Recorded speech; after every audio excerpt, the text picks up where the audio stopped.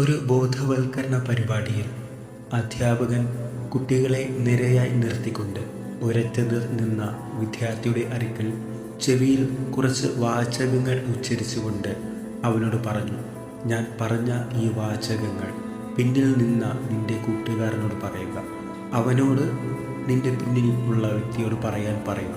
അങ്ങനെ അത് പകർന്ന് അങ്ങറ്റത്ത് നിന്ന വിദ്യാർത്ഥിയുടെ അടുക്കൽ എത്തുന്നതുവരെ തുടരുക എന്ന് പറഞ്ഞു. കളി അവസാനിച്ചതിന് ശേഷം രണ്ടറ്റത്തു നിന്ന വിദ്യാർത്ഥികളെ മുൻപോട്ട് വരുവാൻ പറഞ്ഞിട്ട് അവസാനം വിവരം ലഭിച്ച ആ വിദ്യാർത്ഥിയോട് ആദ്യം തനിക്ക് എന്താ കേട്ടത് എന്ന് പറയാൻ പറഞ്ഞു. ശേഷം അധ്യാപകൻ ആരുടെ ചെവിയിലാണോ ആ വാചകങ്ങൾ ഉച്ചരിച്ചത് അവനോടും അത് പറയാൻ പറഞ്ഞു. അത് കേട്ടതും ഏവരും അത്ഭുതപ്പെട്ടു.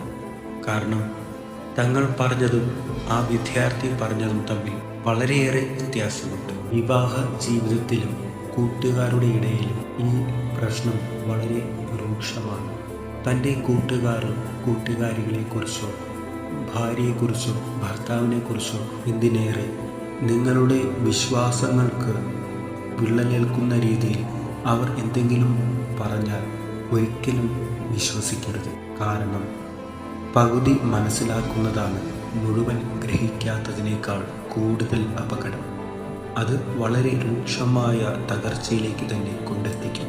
ആയതിനാൽ കർത്താവ് തിരുവചനത്തിൽ പറയുന്നത് പോലെ നിങ്ങൾ പാമ്പുകളെ പോലെ വിവേകമതികളും അതേസമയം പ്രാവുകളെ പോലെ നിഷ്കളങ്കരുമായിരിക്കുവിൻ.